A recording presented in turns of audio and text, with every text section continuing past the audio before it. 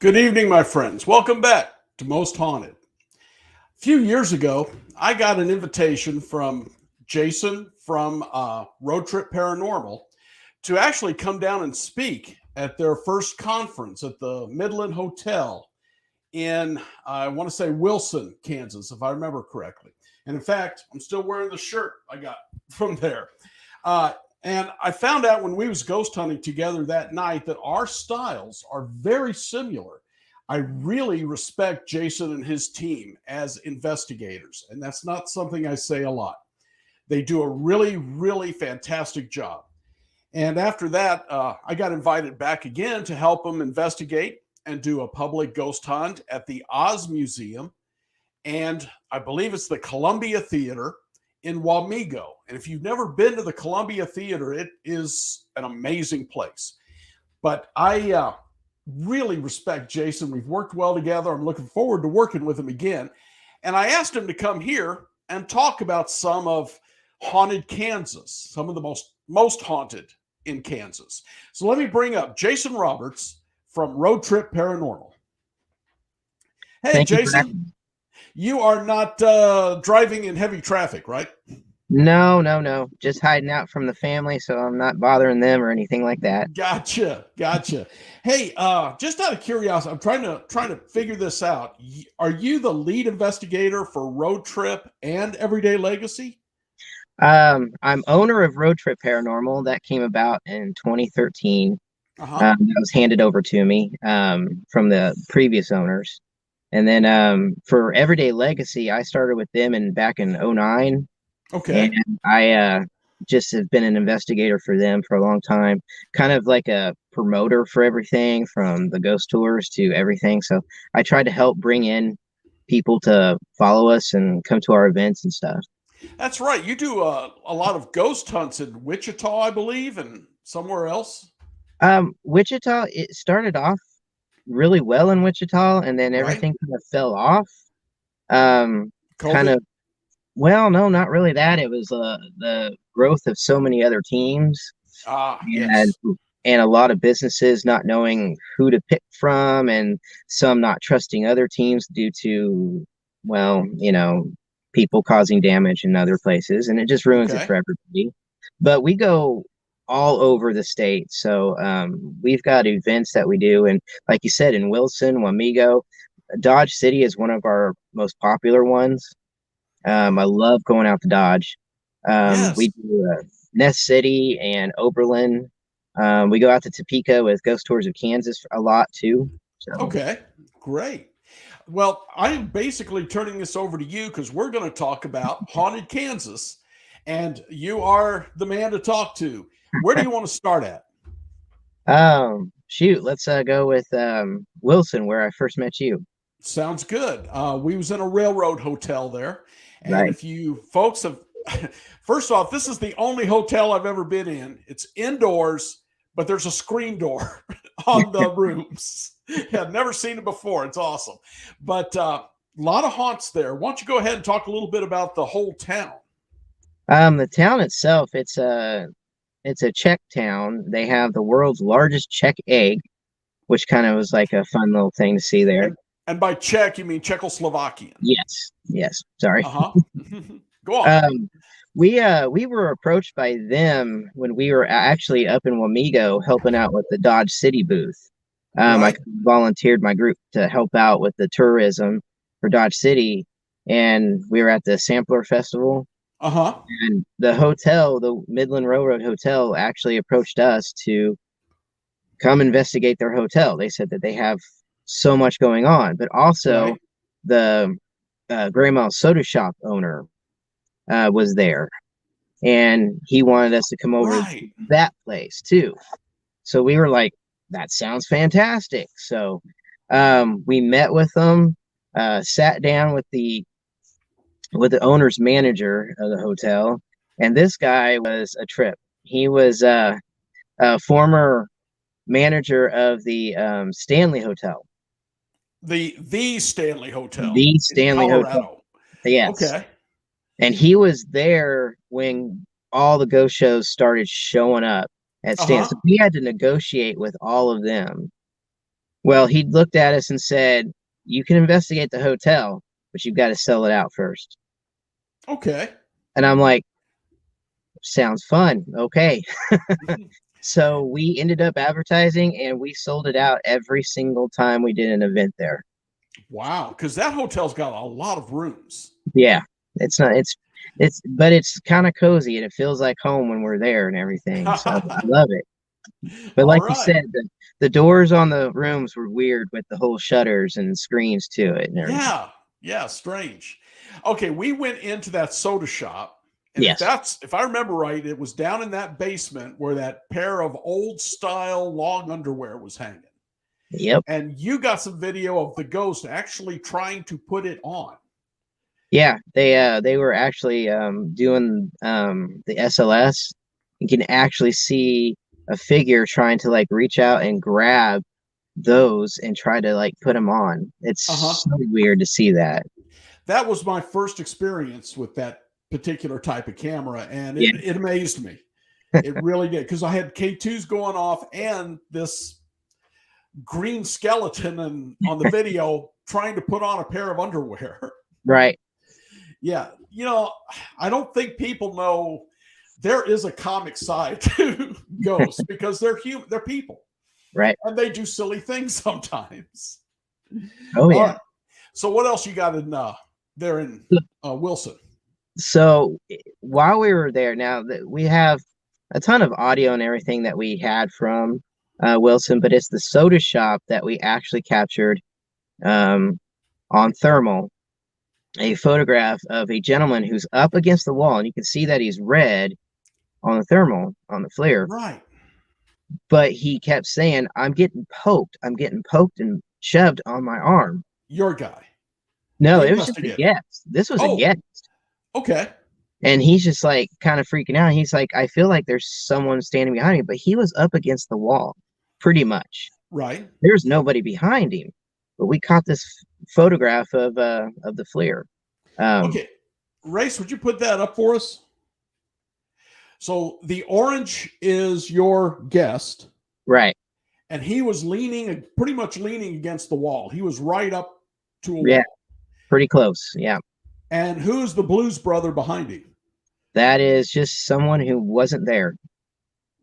But you can see an outline of the shoulders, head, all that. We can't tell if those are glasses or if it's a brim of a hat, but that figure was moving. And this is just a still shot from that flare. Okay. So whoever that was or whatever that is right there messing with our guest. And the neat part here is the photographic evidence backs up what the person was telling you is going on.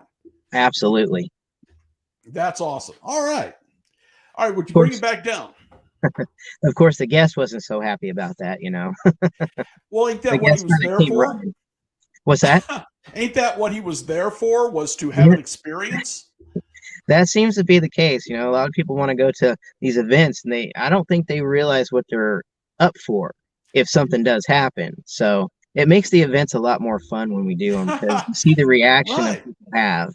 Seriously, though, that just being poked, he didn't get bit or tripped. So he's still in the positive here. Right. All right. Now, you also talk about Dodge City. I've been there. I've done no ghost stuff there, but what have you had? Well, we're going to get you out there to go ghost hunting with us. So. Yeah, I was supposed to go, and then that COVID thing and all that. But yeah. So we started going out there to Dodge. Started right when I first started with Everyday Legacy Paranormal. We started getting an invitation after kind of inquiring it a little bit, and they finally invited us out to the Depot Theater. Mm-hmm. Now this is a train depot that is from it was 1897 when it was built. Okay. And then it was opened the following year, and it's been renovated and stuff like that, but now it's back to being a full-fledged it's an Amtrak stop. Wow. So you've got activity in there, and they've redone the entire inside to make the lobby look like it did back when the Harvey and Mr. Harvey and the Harvey girls were all working there. Uh-huh. So you have all this I mean, there's a black and white photograph in there that shows the lobby back in the day to Right. how it looks today, and it's amazing how they've really replicated it. Really? But I got to see it. Go ahead. we started like, I mean, just right off the bat on our first investigation, we were having all kinds of activity, especially up on the second floor on the staircase. Uh-huh.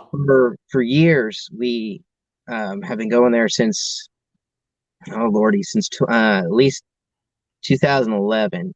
Okay. And there's always this little girl that we were told is up there on the stairs. She's either crying or laughing. She walks down the hall to check on the maintenance man, Carl. He'll like look over and see her peeking in the doorway. Okay, just to be sure, Carl's alive, right? Yeah, Carl is alive. Okay. Alive and well. Go on. But he's there all the time, so he interacts with her a lot. And a lot of the other spirits that are down in the basement. There's at least 2 males that are down in the basement. And he just nicknames them all. But for the girl, we actually got the name Elizabeth from her because she said it with her own words. So you got it on an EVP? Yes. Okay. Little Southern accent and everything. But she's over the years, she just kind of goes in and out from different locations of the building to stuff. But we also started to notice in just the last year and a half is that there's a little boy that is now joining her up there. Has he been there all along, or is this a case of he knows you're looking and he wants attention? I don't know. That's what we're still like trying to figure out, because the fact that 2020 happened and we haven't been out there that much since then. We're looking to go back soon. But we want to dive into it more because of the fact of the photograph that we caught. Now, Leo used just his cell phone, and he just took a couple of clicks up there on the stairs, and he caught a photograph. Is that the one you sent me? It sure is. All right. So you've built it up. This was at the depot in Dodge City. Race, would you put it up for us? So as you can see on that photograph, you can even if you were able, since I sent it to you, you can even zoom in. You can see that this is like a child sitting on the top of the stairs. Hands are on the knees. And everything. Now we do have like the grid lights shining up there, but those eyes are actually luminescent to what we took. Yeah, they're too close to be the grid. Right. But we figured that this is Wyatt. This is just, a name that Carl nicknamed him. Okay. Wyatt. Now, what we were gathering, that because the voices that we're getting on the ghost box, yes, that he's entering as Wyatt. But the thing is, Wyatt is also the gentleman down in the basement, like an adult. Okay. So we're wondering if he is like just changing to be with Elizabeth. So you're thinking the adult ghost is presenting himself as a child, right, to play with the other child. That's what we're kind of leaning to. It's crazy. First off, that is the most awesome capture I've seen in forever. But I'm not seeing a child. I'm kind of seeing an adult. Are you? Okay. My opinion, But hey, that works. It really, it's a heck of a capture. Awesome. Because I've gone up. What's that? Because I've gone up there to the top of the stairs and just sat there too, and it's just amazing to think that that's the spot where we caught this figure. Yeah. But he doesn't really interact too much with us, but he does make his presence kind of known. Okay. But Elizabeth is still there wandering around. She'll open and close the doors up there too while we're just sitting there. Oh, that's nice. You got video and all of that too, right? You show it the different lectures. We've got audio and stuff because the cameras are always like down at the bottom of the stairs shining up, and right. We never have it exactly in the right spot. So yeah, that's pretty standard. But you got to be proud of that capture. That's incredible. Right. Oh, Leo was like, "Oh, I don't know. Maybe that was a guest." I'm like, "Dude, no, that is legit right there." That is not anyone living. There is no doubt about that. Right. So tell me more about Dodge City. I'm a big Wyatt, more Virgil Earp fan, being a guy, right. But Well, we were the first group to ever go into Boot Hill Museum. At least that's what they've told us. Right.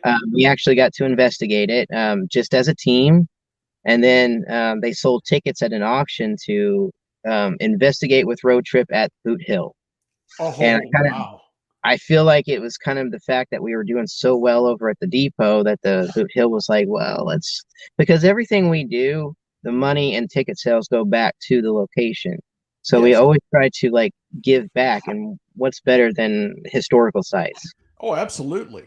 Now, when I was there, they told me the story of a cup with the word Ed on it. Did they tell you that one?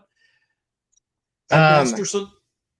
I just know the story of his life and what happened to him. Okay. Yeah, apparently they were doing a remodel of officers, famous officers from Dodge City. And somehow they managed to forget Ed Masterson. And the lady who was the manager, a coffee cup, they had the coffee cups with names on them and their logo. The coffee cup with Edward ended up on her desk. Really? And that's when they said, oh, Ed Masterson, of course. And after that, the cup kept ending up on top of the shelf or on top of the display case about Ed. I mean, how could you forget? He is the only Dodge City cop to die in the line of duty at that time. Exactly. But you heard about what happened to his grave, right? No, I did. Oh, wait a minute. Yeah, was it dug up and they tried to move it or something? Yeah, they tried to relocate him and several other graves, and they lost him. How do you lose a body? I mean, granted, it's not much, but I'm sure there was a coffin around it. Yeah, they somehow just mislocated it, and they have no idea where it is now. Oh, well, that may be part of why he was angry too. Right. I So, mean, all right. given what happened to him and missing his grave now, yeah, I'd be a little upset. Well, yeah. Okay, so you got the Dodge City Museum, Indian spirits, American Indian spirits there. Uh, you know, honestly, it's more in the where all the guns are and the displays of the. Well, they've changed it all because they've just rebuilt Okay, a whole brand new museum.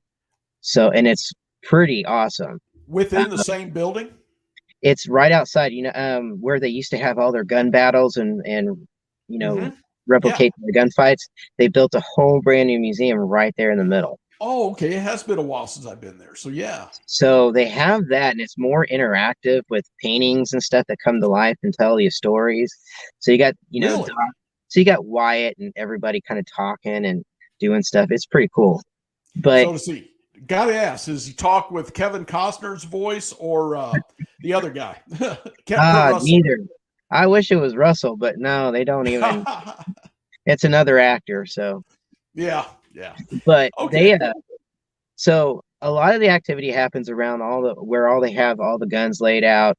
But they also, a lot of the other activity was over in the schoolhouse, which unfortunately is no longer there. When they were redoing everything and building, they uprooted the schoolhouse, gave it Mm-hmm. to charity. So now it's like a boarding house. And Really? I'm like, good luck with that, because that was pretty active place. Hell, you may have a new place sometime. Yeah. And then you got the Harvesty house, which is there. Still pretty much everything looks the same as it did. Okay. Some of the kind of intermingled marriage there that is related to Mr. Harvey from the hotel, from the depot. So it's got Uh-huh. all this family connection. But that place is pretty active too, with voices, footsteps, kind of seeing shadow figures rounding the Really? upstairs. But they don't allow you to go up there unless you're doing an event. So the Okay. only chance to go up there is if you're doing an event with us. And they said that we're gonna be doing that again soon. So Now, there was a little house. It almost looked like a Sears house. When I was there was a bar that was made up to look like the one in Gunsmoke, and then a couple of buildings, and then this house. It was really kind of tiny, but it was 2-story. And that's it. is that it? Because I was getting weird Yeah, EVPs, or not, I'm sorry, K2 hits on it. right. But That's it. that's all I got. That's it. It's interesting. Okay. And it is a very tiny place, though, isn't it? Yeah, it is. There's not a lot of room to that. It's hard to get people in there to do stuff. That was that a Sears when they ordered the house from like Sears and Roebuck or something? I can imagine it being that. Yeah. Yeah, I think that's what they told me at the time. So you got Dodge City covered. Let's take a trip to Wamego real quick. Okay. So, the Oz Museum. Yes. You guys allowed me to come with you, and wow, amazing. So, talk about the Oz Museum for a little bit. We had a little girl following us all the way through it. Did you? Yes. Because man, I had more things happen at the theater, but at the Columbian. But when I got over to the Oz Museum, I don't know if I was just too busy being a little kid and looking around, but I didn't really have much happen. But it was had cool. Quite a bit. Yeah. So what have you had there? I know you've been there more than once. Right. We so a buddy of mine, I call him Jason K, Jason Kupsik. He had investigated the Columbian several years ago and he wanted back in. So I asked the staff, hey, can we come in? Just the team, just about 4 or 5 of us. And she said, absolutely. So we went out there just to the Columbian. Right. And what I love about the Columbian is that most of that comes from a lot of the architecture and some of the stuff on the walls and the pillars. The paintings, yeah. Yes, and a lot of them come from the Chicago's World's Fair. Which was 1896? I think so, yeah. 96 or 98, yeah. Yeah, and that's the fair that, H.H. Holmes was at. And he was doing that's right. So we kept, that's kind of like the I don't know, the catch for us. We see all that and we're like, he could have walked by this. He could have looked in that mirror, that gigantic mirror that they have there. Mm-hmm. And the thought of him having touched it or anything, and it's a creepy, eerie feeling, but it brings such a different atmosphere to that theater when you're in there. Uh-huh. So when we're sitting in the theater, it was just myself and Jason and Jason K. Right. We were hearing footsteps on the stage, loud banging that we could not figure out. And we kept asking, what is that sound? They're like, oh, we've never heard that before. But there was just a lot of weird stuff that was happening inside the theater and everything like that. So it was weird. And then the Oz Museum is almost next door, isn't it? Right. It's right next door. Just a little ways down, so it's pretty much connected to it. And they've got a lot of artifacts. Only a few things are actually from the movie itself. Other than that, it was just replicas from people making it and stuff. So, but they have such a great area, and we getting to see the behind the scene of everything and going upstairs, the stuff that was creepy. Yes, yeah, that was. I don't know. You've got Kansas just seems to be more haunted, even than Missouri, and God knows I've been to a lot of places there. But I've been to Kansas, I swear, 5 or 6 times and hit different places each time. Yeah. What else? Do you want to go ahead and discuss we hit Wilson, we've hit Wamego. Is there anything else about Wamego we need to talk about? Just that we are going to be doing it again. Really? In January. Weather permitted. So you're more than welcome to come to that. I think we're going to try and do 2 events there, and they're adding 3 or 4 more spots for us to go in and check out. The Oz Winery for sure, but we're going to have to do it all in lights on, so it's going to be a little different. I understand that. There was a salon we went into that one of the, if I remember right, one of the Lollipop Guild or whatever they called him in the movie. Right. She used to get her hair done there before they had their Wizard of Oz themed stuff. Right. And there was some action there we got with rods and K2s. Have you been in that one? Yeah, just one time did I get a chance to go in there. Out of the 2 times I've been there. Mm-hmm. It was different. We heard some noises, but and like you said, the K2 would go off. But I could never pinpoint who or what was going on. Right. But we were in there at probably like what 2, 3 in the morning when Mm-hmm. we were sitting in there. So all of our bodies were shutting down at that time. So The EVPs you sent, where were they from? I know they're from the 535 Salon. so 535. This is kind of like my happy place. Um, it's a spot that I've added to the Wichita Ghost Tour that I do for Okay. Kathy and Ghost Tours of Kansas. I know the owners. They've given me a key, so I can go Wow. in anytime I want to and do stuff. Um, it's not big. It's the actual building that it's in dates back to um, early early turn of the century, back when the air manufacturing company was there. That's Stearman, um, Cessna, Oh, and right. Boeing. Yeah, it was all right there. And from what I'm told, that the Hertz building at the very far end has a big door to it. That's where the hangar was, that they were like building planes. Mm-hmm. And the airfield was right behind it. And I love telling people all this because right now you got the former Lawrence Dumont Stadium baseball field back there. And nobody can imagine it until they actually see what I'm talking about. And I Right. love taking groups in there. But from the very beginning, we were going to do a piece with KSN News, and Darren Dito, who you've met, Yeah. Yeah. he wanted to do a story there in Wichita for Halloween back in 2017.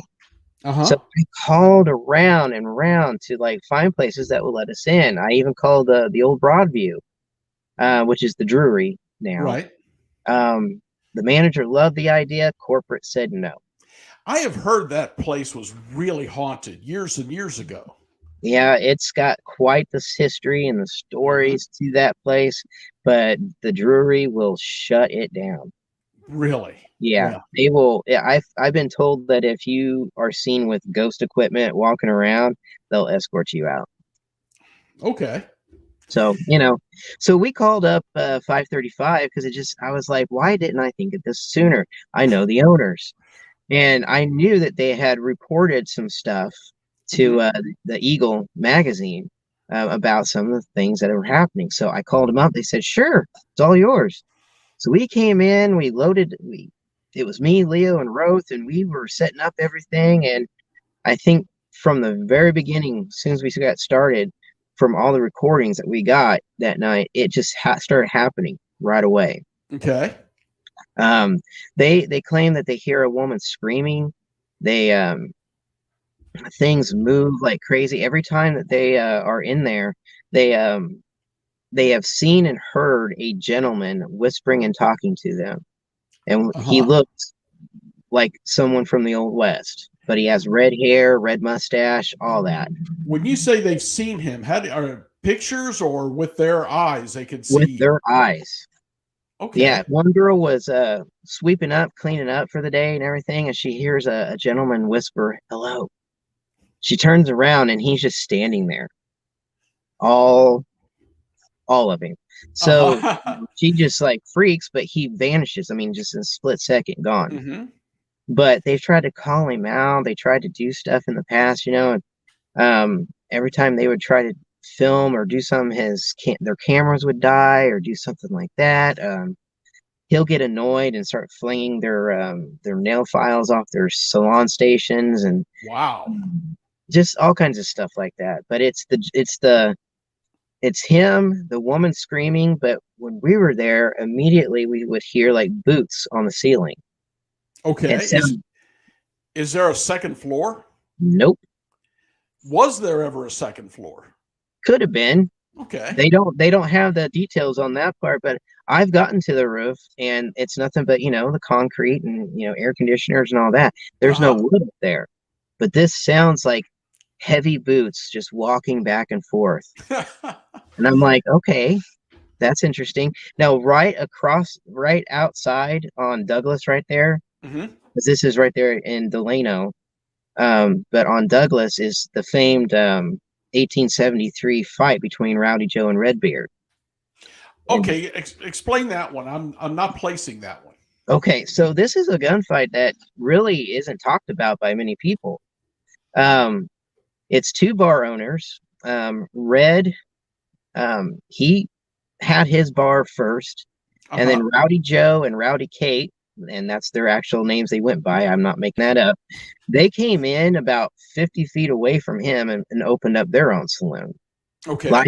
Life was good. They were friends. They were doing stuff. Both making money. And then one day, some Union soldiers were inside Red's bar. They were roughing up one of his dance girls, and he didn't like it, so he got his shotgun out and started opening fire at them. So they left. Later that night, his bar is burned down. Okay. So he loses everything. Rowdy Joe gets all the business, makes all the money. He's doing things. Red becomes drunk, drinking all the time as he's trying to build it up. Well, one day he sees what he thought was one of his girls from his bar inside talking to Joe.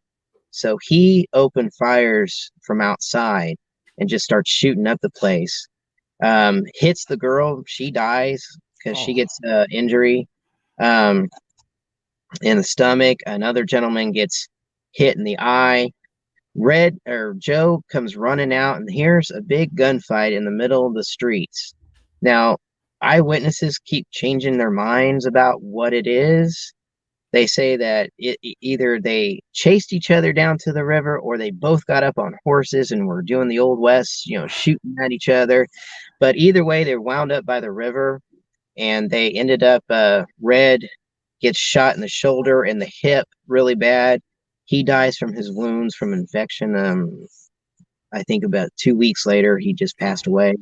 Okay. Joe was arrested, acquitted, but the whole town hated him for what he did, so they packed and left. But that's the whole story of Rowdy Joe and Redbeard. Okay. Now, all the things that just last year, Red finally got a headstone for the first time. Okay. So he's been, I would assume, kind of restless from everything that happened to him. But descriptions of him matches what they see in the salon. Okay, so descriptions of him match the guy who talks to them and stands in front of them. Okay. Yeah. So we're thinking, we're thinking that it's Red. But why would he be in that building in particular? I don't know. Maybe because it's because of the fact that there's a lot of women there, and he, was used to having that. And they say he flirts with them. He'll be sitting in their chair, as in kind of smiling as if, here I am. Yeah. So. Awesome. That I got to get to that one, obviously. And where is that exactly? Wichita? That's in Wichita. Yeah, that's just right here. I've got a key to it, so anytime you want to come down. All right. It's not a huge place, but it's active. Let's step aside from this because you spoke or was supposed to speak at a Bigfoot conference up here in North Carolina, right? We did. Yeah. That was what, 2 years ago? Yeah, that was 2019. Yeah. Okay. Well, you told me the story, and I kind of wanted to get you to repeat it on how you ended up getting on there. For getting us out there, that was I blame Roth for that one. We were doing our podcast, and as you know, I'm a member of Bigfooting Kansas, right? And that's something that spawned from our case down in Oklahoma.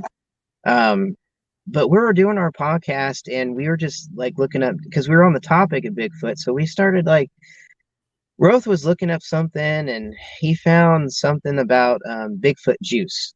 And it was a lady who was holding and displaying a little bottle of Bigfoot juice that she makes. And she says, guaranteed for a Bigfoot sighting if you spray this, around. And we were we mocked it. We were laughing and saying, you've got to be kidding me. The things that people do. Well, the very next day, I get a call from Roth who says, I called her, and I said, "You did what? You called her?" I said, "We were bashing her," and he goes, "Oh yeah, I told her," and she just laughed and laughed about it and everything. She said, "Well, why wouldn't you mock it? It's a bottle called Bigfoot juice, But what it is, it's like a insect repellent too. That Okay. her husband goes out and does that. So she, makes these little things for, the spray. So we got to talking with her, and the next thing we know, we're set up for the 2019 conference out there. Right. It's like 44,000 people showed up. If I remember right, they actually expected 4,000. Right. And there's no hotels in that town that could even begin to touch the number of people that showed up. Nope. And I hear that they are building hotels now, and they're moving things in, and the town is growing. It's a beautiful little town. Which town is that? Do you? Weston, North Carolina. Weston. Okay. Yeah. It's so going back. I don't know. We're like the only paranormal team there. Talking about Bigfoot, but we were kind of there in place of Bigfooting Kansas, which is my buddy Brendan's team. Okay. He's been so busy being dad that he's not been out and about doing stuff. So we just kind of did it ourselves, and we have stories and stuff. But it was really cool. It was it just blew us away on the amount of people that were out there, and we just kind of sat there. We had T-shirts to sell, and we did pretty well. It was a lot of fun.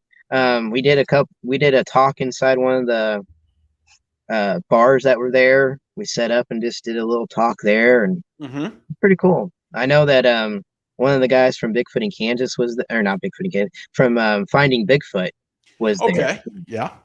So he was there. He's the main attraction, talking and everything like that. So.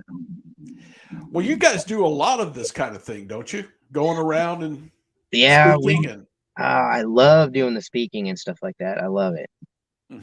Where else have you been? Shoot, Kathy will set me up with all kinds of stuff if it's news stuff, which is always great because it's a good chance, but I never know what they're going to ask me live on the air, and I'm nervous. We've been asked to come to churches and speak. Really? That is something now. There is a church in Wichita down on Douglas, kind of by Douglas and Hillside over there. Wanted us in there to go over some of the evidence we have at the old Baptist church that's there at Douglas and Hillside. It's kind of nobody was in it at the time. It was being transformed into a theater. Okay. And this place is very large, staircases everywhere, and if you ask me, probably the most active place I've ever been in my life. Really? And this was a former church? Former church turned into a theater, now back to being a church. Okay. And what we became friends with the people that were renovating it to turn into a stage theater. And they had it for several years, and we were doing all kinds of events there and all that. But then it ended up too expensive for them, and they ended up selling it back to a different type of church. And we asked them, can we continue to go in? We've got all these years of evidence. They're like, oh, no, we're not doing that. Yeah. I was like, oh, it's just broke my heart, but a couple months later, we're getting emails and calls from them saying, so what do you have on this place? I'm like, yeah, I wonder what, Yeah. So did you talk to them? Were they having experiences? We tried. Oh, I've talked to several members of the church who have quit going there because they as one gentleman said, it's the most crazy, scariest place he's ever been. He's been locked in rooms. They see things from shadows. They hear the children talking and laughing and crying. And there's a gentleman. Oh, this place is, I could go on for hours telling you this and stuff. And one of these days I will. But, and we've got EVPs and all kinds of stuff from that place. Here, one of these days, we're going to have to get you on here with the evidence from that place. Because apparently I got an hour on it right there. Oh, I could go on forever. I mean, it has such a very unique story based on it. And it's just from me doing research on it and thinking and talking to the former owners and stuff about, it builds that kind of storyline to it. Mm-hmm. And there were some people that were claiming false stories to the place Mm-hmm. and running with that story, and I hated it because I don't like having fake stories, especially if it's involving one person and you're destroying their name. I don't Yeah. like doing it. No, I understand. Sure. So All I right, did my research. let's do just a real quick of some of the high points of your Wichita tour, so people know what they want to go, what they want to see. So for the Wichita tour, we do the bus tour, which is my favorite, even though it's hard to hang on while I'm talking and the bus is driving. And I almost fall into people's laps when I'm doing it, but I've taken the bus tours of those places in Kansas, and it's rough. Oh yeah, because they're all right by the river, so everything's hills. Absolutely. And plus, when the driver's trying to make it fast to where I need to be. So we talk about the former Bullwinkle's tattoo parlor, all the way down to the salon where I take people in, and I've had things happen inside there, while the guests are with me. Okay, just give me one story so people know that what you're looking for. So I had a group of 40 people off the bus. Well, I'm inside and we're telling stories about all this, and I'm playing the EVPs, which you have 3 of them. And as I'm telling stories, the door that is right behind the guest that leads into one of the, I think it was like a massage room. Okay. That door just slams shut all by itself. Scares the crap out of everybody. I just kind of smile. I mean, it caught me off guard, but I just smiled. I was like, welcome. Everybody, this is what I talk about, and you just experienced it, so that's happened twice. Let's talk about the EVPs. Set up the first one. Okay, so the first one, EVP number 1, this you'll hear in the background us setting up with Darren Dito. Okay. And this recorder was left on the check-in, check-out counter of the salon. We weren't around it, and we definitely were not singing. We were trying to be as professional as we could in front of a KSN news anchor, You're right. But this is what we caught. Okay. On that EVP. I'll just let you hear. Well, I went to the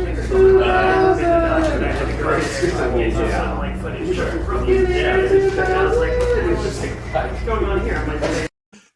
Okay, I think you're stretching the term singing with that. I know. But it definitely wasn't us. Okay, so there is something in there. Was that the little girl you were talking about, or is she? No, that's like 2 gentlemen, like drunk and just singing a song or something. They're singing something about the year 2000. But, and along that whole area was nothing but, back in the 1800s with saloons and dance halls. But now there's still a bunch of bars and everything down along that strip. But right inside, right there is all this singing. But when you're there, and I'll show you when you're there, it's pretty solid inside there. You don't even hear the cars driving by. So It's not from outside. This is right there in the room with us. Wow. Okay, let's set up the second one. So the second one, this one freaked out the owners when I played it for them, which was awesome. I got to play it for them while we were live on the air with KSN. We went back to reveal it. The look on their face was priceless. But it's a voice that is saying something. And why spirits always say this, I don't know. It's been a topic on our podcast before, but it's saying something. It's a very scratchy voice, but this is what we caught. Okay.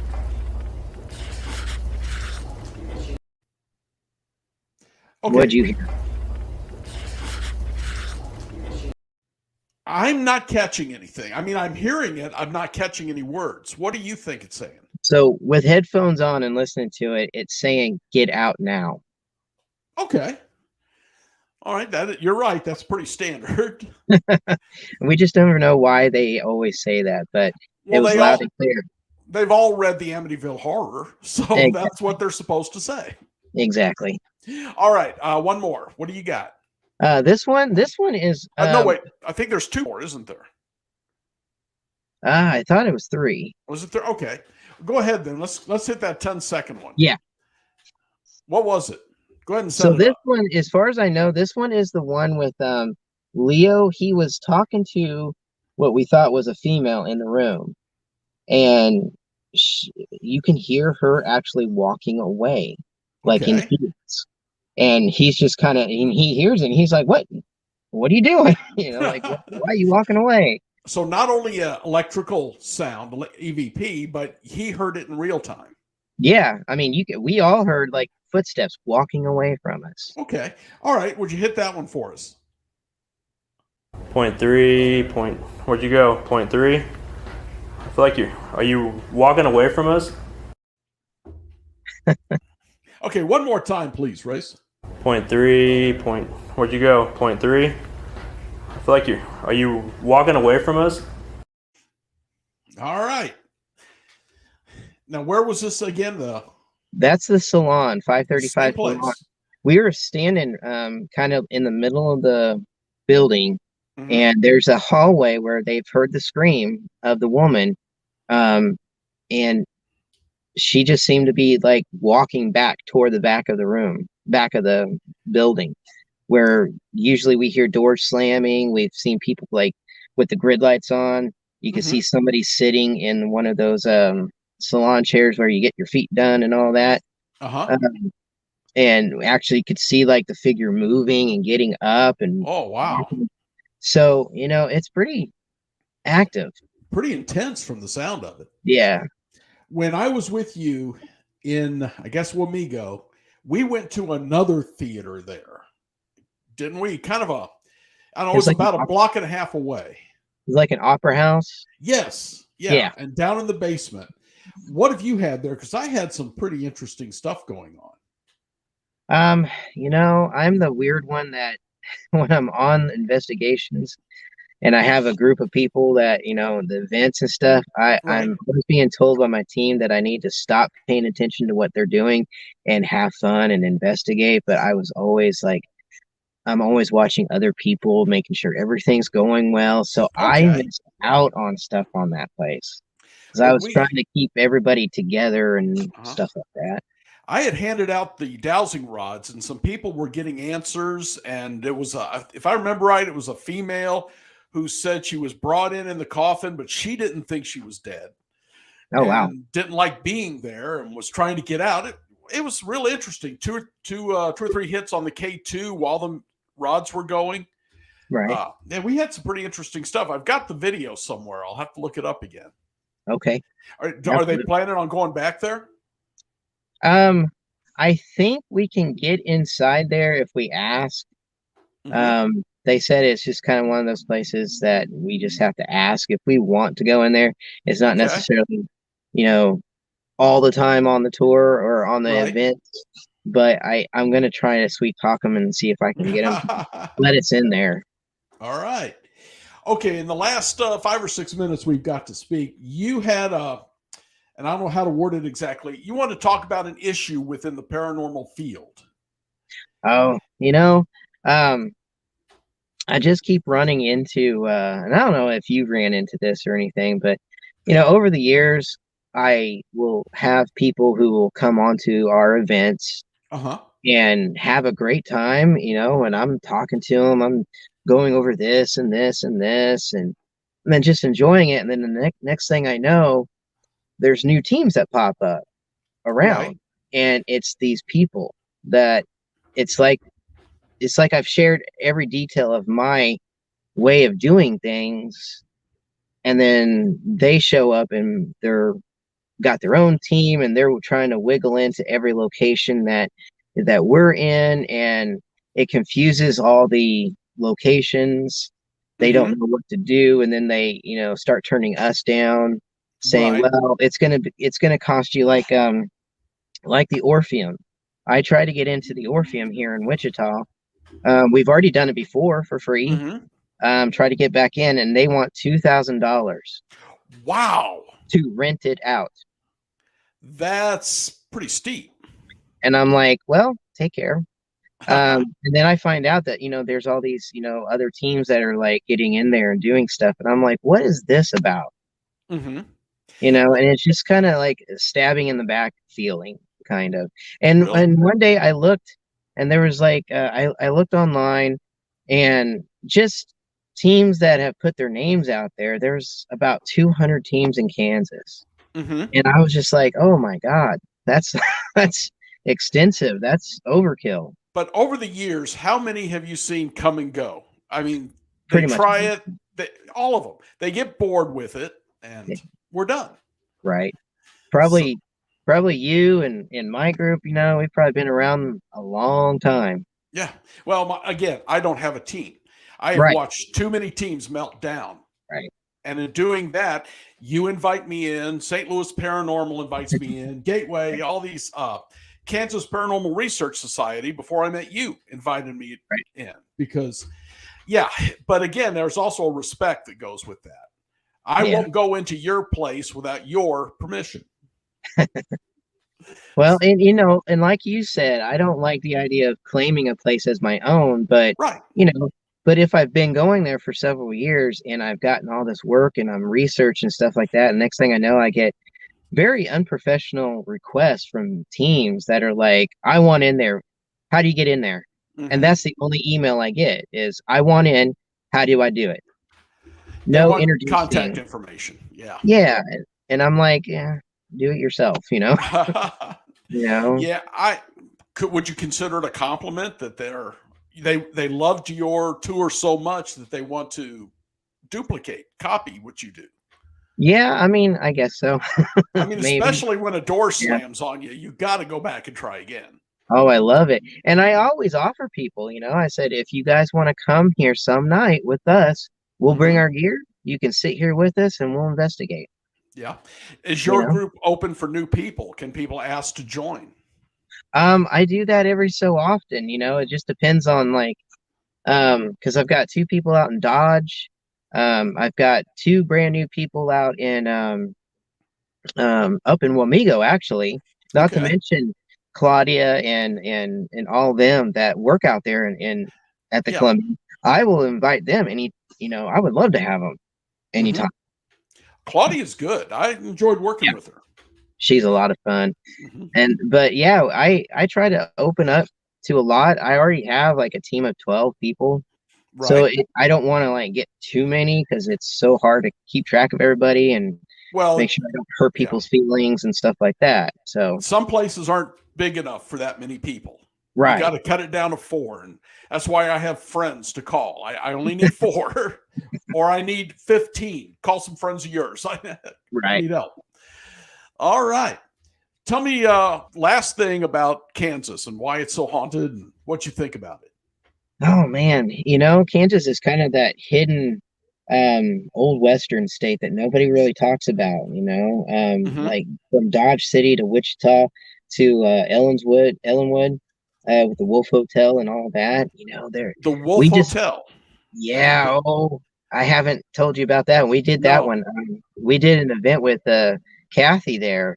There in the dining hall, there is still a bullet hole up in the ceiling from where a gentleman ate his dinner, did all that, and then as they asked him to pay and leave, he pulls out a gun and shoots himself right there. Wow. And it's still up there in the ceiling. How about him? I'll have to send this one to you too. This photograph. So I got more stuff for you. We do have a photograph of inside the dining hall. We thought was the gentleman walking through. 3 photographs. Boom, boom, boom. In the second photograph, there's someone standing there, kind of walking. Perfect. You can see motion. But when we showed the hotel, they're like, "Oh, we think this is someone else." Okay. And I'm like, that's awesome. Who?